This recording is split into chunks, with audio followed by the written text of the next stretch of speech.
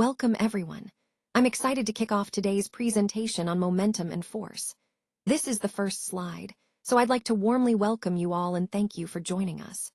The title of our talk is Momentum and Force, and we'll be exploring the fundamental concepts that explain how objects move and interact. Throughout this session, we'll cover the basics of momentum, how force affects motion, and some real-world applications. Let's dive in and discover the fascinating physics behind these ideas. So, what exactly is momentum? Well, momentum is essentially mass in motion. It's a way to describe how much motion an object has. To understand it better, we calculate momentum by multiplying an object's mass by its velocity. Think of it as how heavy and how fast something is moving combined into one number. The formula we use is P equals m times v, where P stands for momentum, m is mass, and v is velocity. The key point here is that objects with a greater mass or a higher velocity will have more momentum. That's why they're harder to stop. They carry more stickiness in their motion. This concept ties directly into our overall theme of understanding forces and motion, because recognizing what influences an object's momentum helps us predict how it will behave when forces are applied. So let's talk about what a force actually is. Imagine you're pushing a shopping cart. That's a perfect example of a force in action. A force is essentially a push or a pull that acts on an object. It's not just any action, it's what makes things move or change their motion.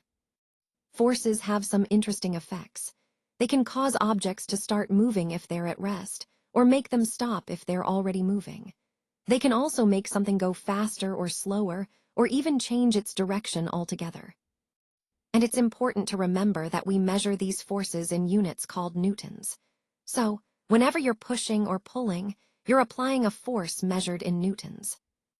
Understanding forces helps us see how everything around us moves and interacts. It's really the foundation of understanding physics and how the world works.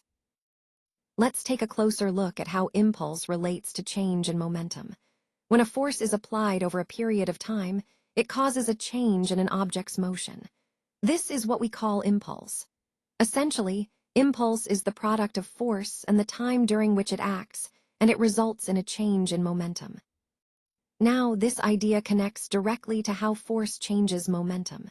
If you want to speed up or slow down an object, you need to apply a force.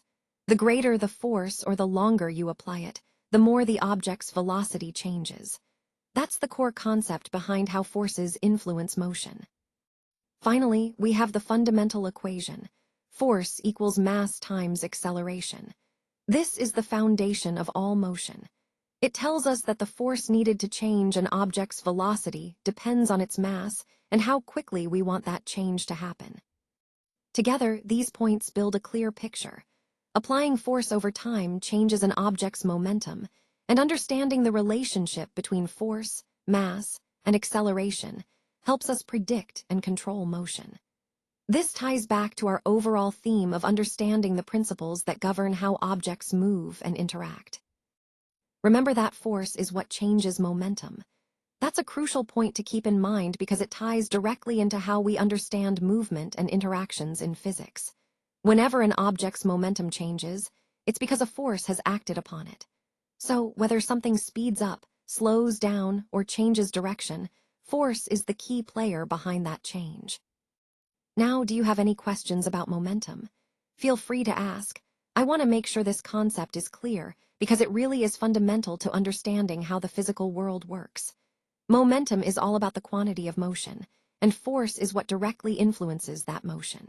So, keeping these ideas linked helps us see the bigger picture of how forces cause changes in objects' motion.